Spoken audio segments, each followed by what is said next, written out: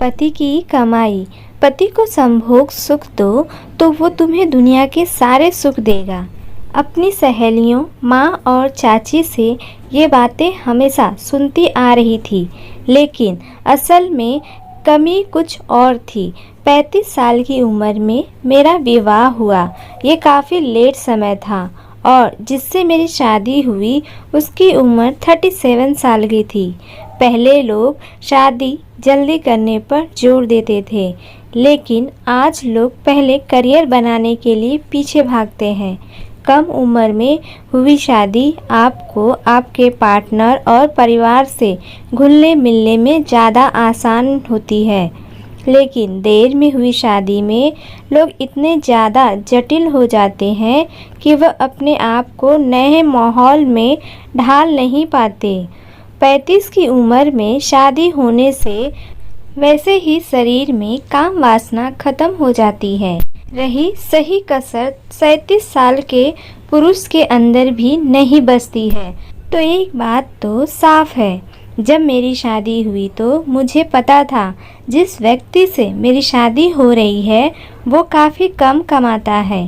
पर 35 साल की उम्र होने पर मेरी माँ को भी काफ़ी चिंता होने लगी थी, क्योंकि मेरे पापा की मृत्यु समय से पहले हो गई थी। मैंने घर वालों से बात की तो लोगों ने बोला शादी करो, नहीं उम्र निकल जाएगी। सहेलियों से बोला तो उन्होंने बोला रात को बिस्तर पर पति को खुश रखो तो खुद मेहनत करके ज़्यादा पैसा कमाएगा।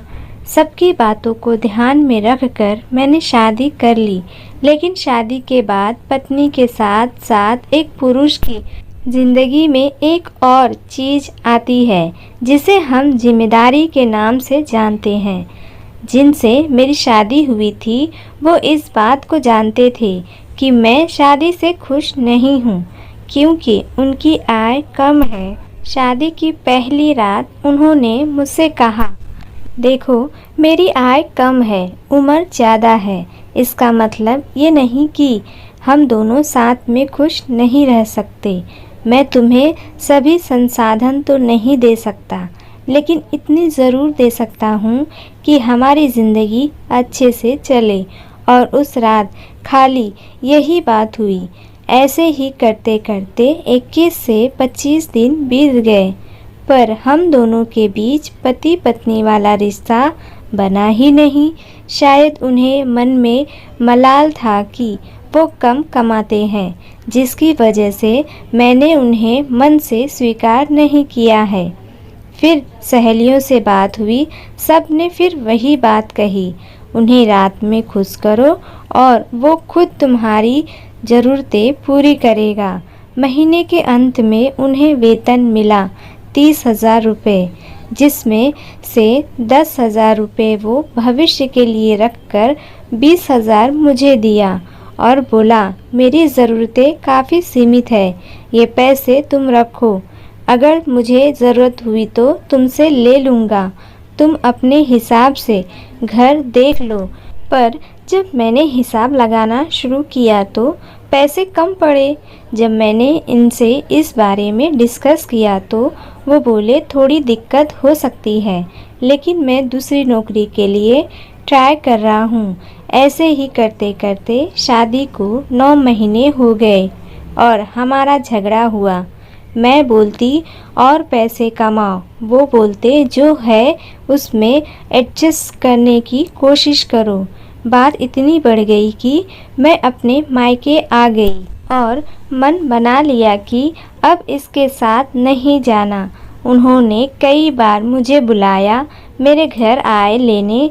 थक हार कर मैंने भी बोल दिया जिस दिन आप अच्छा कमाने लगेंगी उस दिन आ जाना मिलने। आप तो अभी पूरी तरह से मेरा खर्चा भी उठा नहीं पाते। ये बात उन्हें बहुत बुरी लगी, क्योंकि गुस्से की वजह से मेरा बोलने का लहजा भी खराब था। लेकिन इस बार उस इंसान के गिरबान को चोट पहुंची थी। वो वापस तो गया, लेकिन कभी लौट के नहीं आया, बल्कि उन्होंने अपने वकील से फ़ोन करके बोला कि अगर तुम मुझसे अलग होना चाहती हो तो हो सकती हो, जिसे जानकर मेरा गुस्सा और भड़क गया। मुझे लगा कि जो इंसान मेरा खर्चा नहीं उठा सकता वो मुझे छोड़ने की धमकी दे रहा है। मैंने भी बोल दिया, नहीं रहना। हमारी हियरिंग हुई। जज ने पूछा तो उन्होंने स्पष्ट बोला, सर मेरी तनख्वाह कम है जिससे इन्हें आपत्ति है और मैं इन्हें खुश नहीं रख पा रहा हूँ और ना ये मेरे साथ खुश है। किसी इंसान को ज़बरदस्ती खुश नहीं किया जा सकता है। मेरे बस में इससे ज़्यादा कुछ नहीं कह सकता। हर इंसान को अपनी खुशी चुनने की आज़ादी है। जजों ने मुझे समझाया कि एक बार रिश्ता में खटास आती है तो ज़िंदगी खराब हो जाती है। तुम चाहो तो एक नई शुरुआत कर सकती हो।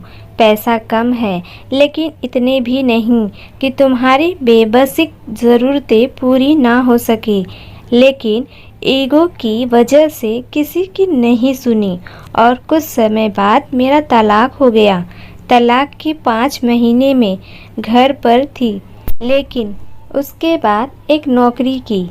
अब मेरी उम्र 37 साल की हो गई थी और मैंने नौकरी करने का निश्चय किया।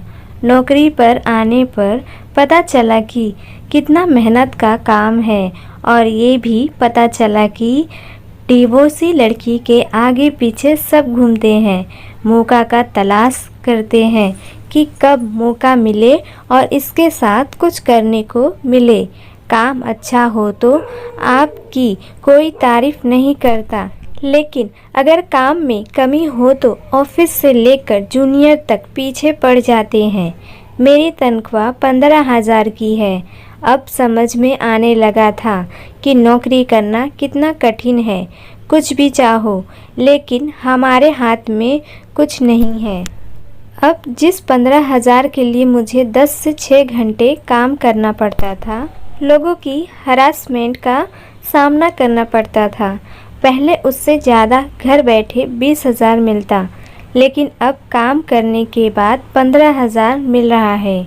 ऊपर से दिन भर की मेहनत। एक पुरुष अपने परिवार की कमी को पूरा करने के लिए दिन रात मेहनत करता है, लेकिन हम औरतें सिर्फ ये सोचते हैं कि कैसे हमारा काम पूरा हो। लेकिन आज उसी शख्स की नौकरी में तनख्वाह 96,000 रुपये है।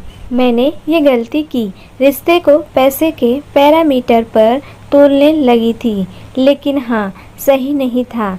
यदि प्यार से समझाती तो हमारा जीवन भी आगे अच्छा चलता। आज के दौर में लड़कियां किसी लड़के से शादी करने से पहले ये जानना चाहती हैं कि लड़का कितना कमा रहा है, लेकिन असल में किसी से शादी करने से पहले ये जानना ज़रूरी है कि उसका चरित्र कैसा है। शादी जैसे बंधन को चलाने के लिए ज़रूरी है आपसी सहमति, सामंजस्य और विश्वास। लेकिन आज मेरी तरह सभी लड़कियां अपनी शादी में सबसे पहले ये देखती हैं कि लड़का पैसा कितना कमा रहा है। लड़कियां उनके माँ बाप भी यही देखते हैं। एक अच्छा रिश्ता पैसे की दम पर नहीं चलता है। मुझे ये बात तब समझ में आई जब मैंने अपना रिश्ता खो दिया। किसी अमीर से 4 बात सुनने से बेहतर है कि किसी कम आय वाले के साथ शादी करके साथ खुश रहने में आनंद है। तो दोस्तों, आपको ये कहानी कैसी लगी कमेंट बॉक्स में ज़रूर बताइएगा।